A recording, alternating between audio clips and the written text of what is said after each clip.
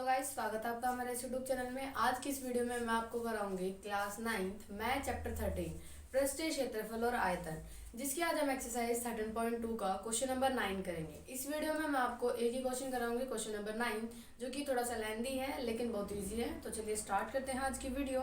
Question number 9, ज्ञात कीजिए। आपको यहाँ पर ज्ञात करना है, दो पार्ट्स में क्वेश्चन करना है। दो पार्ट दिए गए हैं। तो फर्स्ट पार्ट देखते हैं पहले। एक बेलनाकार पेट्रोल की बंद टंकी का पार्श्व या वक्र पृष्ठीय क्षेत्रफल। एक बंद बेलनाकार पेट्रोल की टंकी है जिसका पार्श्व या फिर वक्र पृष्ठीय क्षेत्रफल, जिसका व्यास हमें दिया गया है 4.2 मीटर और ऊंचाई दी गई है 4.5 मीटर। हमें क्या निकालना है? बेलन का वक्र पृष्ठीय या फिर पार्श्व पृष्ठीय क्षेत्रफल।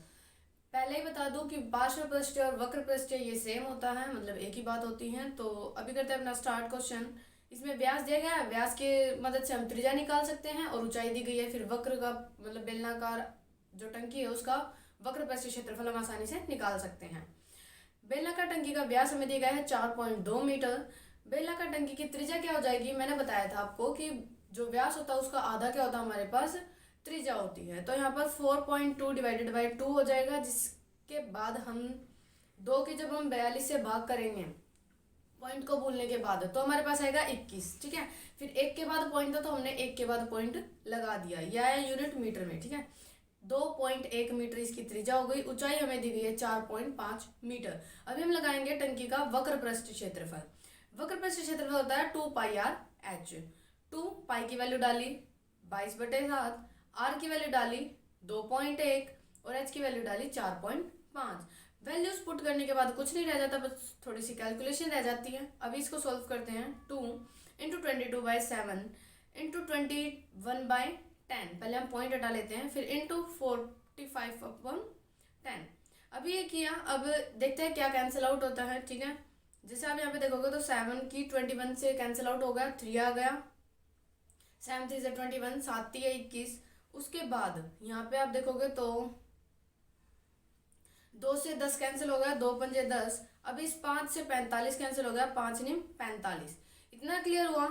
अभी आप देखोगे नीचे तो 10 बच गया और ऊपर क्या बचा है? 22, 3 और 9। जब हम इन तीनों के मल्टीप्लाई करते हैं तो हमारे पास आता है 594 डिवाइडेड बाई 10 है। अब एक जीरो है तो एक के बाद हम पॉइंट लगा देंगे, तो यहाँ पे क्या आ जाएगा? 59.4 मीटर स्क्वायर। ये हमारा फर्स्ट पार्ट हो गया है। वक्र पृष्ठीय क्षेत्रफल निकालना था तो हमने इसमें फॉर्मूला पुट किया, वैल्यूज पुट की और आंसर निकल गया। अभी करते हैं इसका सेकंड पार्ट। सेकंड पार्ट में क्या है? इस टंकी को बनाने में कुल कितना इस्पात लगा होगा, यानी कि जो टंकी हमें बनानी थी इस क्वेश्चन में, उस टंकी को बनाने में कितना इस्पात लगा होगा, यानी कि कितनी स्टील लगे होंगे। यदि कुल इस्पात का 1/12 भाग बनाने में नष्ट हो गया है, यानी कि जितना भी ऑल ओवर हमारे पास इस्पात था उसका 1/12 भाग क्या हो गया है? खत्म हो गया, नष्ट हो गया, खराब हो गया। ठीक है, तो इस क्वेश्चन में हम क्या कर सकते हैं? पहले तो आप देखिए कि हमें कुल टंकी का निकालना है, कुल टंकी में कितना इस्पात लगा। ठीक है, तो हम क्या निकालेंगे? सबसे पहले उस टंकी का कुल पृष्ठीय क्षेत्रफल। कुल पृष्ठीय क्षेत्रफल निकलने के बाद हम क्या करेंगे? उसमें से 1/12 भाग जो इस्पात है उसको घटा के आगे देखते हैं कि आगे क्या करेंगे। सबसे पहले हमें क्या करना है? इसमें क्वेश्चन पढ़ा, इस टंकी को बनाने में कुल कितना इस्पात लगा। कुल कितना इस्पात लगा वो बताना है। इस्पात कितना लगेगा? जितने में वो टंकी बनेगी, यानी कि जितना वो बेलनाकार टंकी होगी। तो टोटल टंकी का यानी कि जो कुल पृष्ठीय क्षेत्रफल है, अगर हम वो निकाल लेते हैं तो हमें पता चल जाएगा कि कितना इस्पात लगा होगा। ठीक है, अभी हम टंकी का कुल पृष्ठीय क्षेत्रफल लगाते हैं। 2πr/r+h बेलनाकार टंकी का कुल पृष्ठीय क्षेत्रफल होता है। अभी इसमें हम वैल्यूज पुट करते हैं। 2 पाई की वैल्यू 22/7 और फिर आर की वैल्यू 2.1। उसके बाद हमारे पास आर की वैल्यू 2.1 प्लस 4.5, एच की वैल्यू 2 22/7। फिर पॉइंट हटाया तो ये आ गया 21/10। और जब हमने इन दोनों को ऐड किया 2.1 और 4.5 को जब ऐड किया तो आया 6.6। अभी जब हमने देखा कि इससे कैंसिल हो रहा है 7 3 21, यानी कि 7 3 21।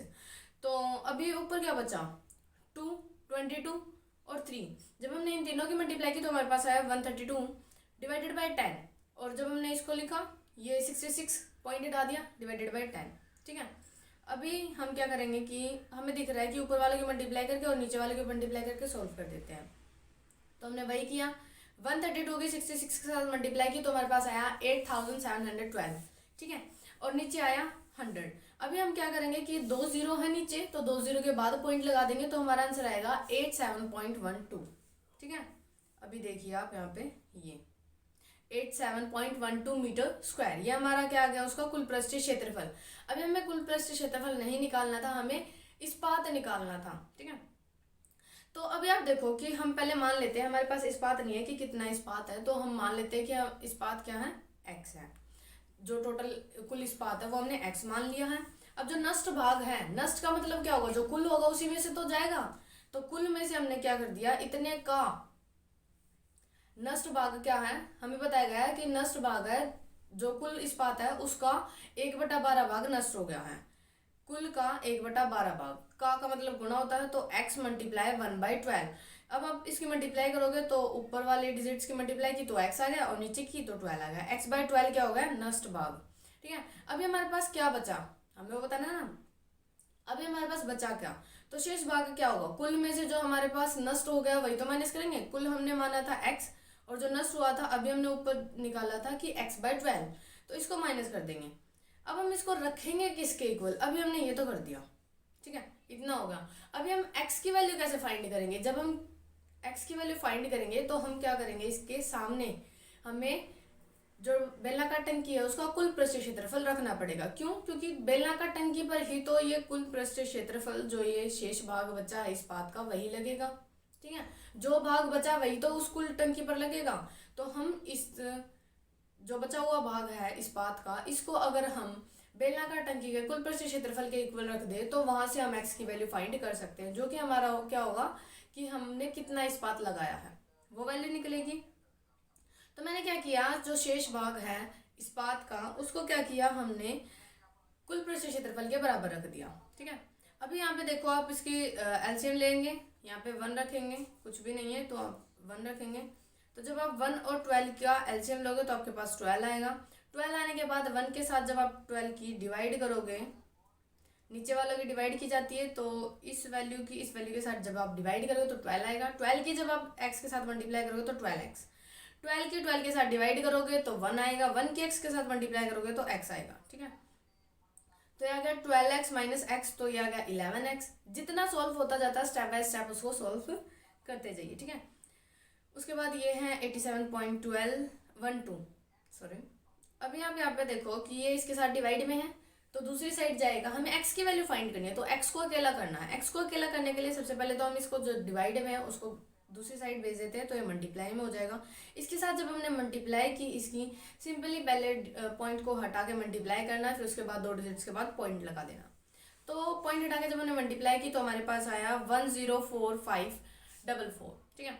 जब हमने पॉइंट लगाया फिर हमारा आ गया 1045.44, 2 डिजिट्स के बाद हमने पॉइंट लगा दिया, ठीक है। अब इसके साथ ये 11 क्या है, मल्टीप्लाई में है। हमें तो मैंने तो बोला था कि x को अकेला छोड़ना है क्योंकि हमें x की वैल्यू फाइंड करनी है, तो x को अकेला छोड़ने के लिए इस 11 को भी दूसरी साइड भेजना पड़ेगा। दूसरी साइड भेजने का मतलब है कि 11 मल्टीप्लाई में तो दूसरी साइड जाएगा तो डिवाइड हो जाएगा, तो ये यहाँ पे जाके डिवाइड हो गया। अभी जब आप 11 की इसके साथ डिवाइड करोगे पॉइंट को भूल के तो आपके पास आएगा 9504, ठीक है। फिर 2 के बाद पॉइंट लगा देना 95.404, ठीक है। क्या आएगा x की वैल्यू 95.04 मीटर स्क्वायर।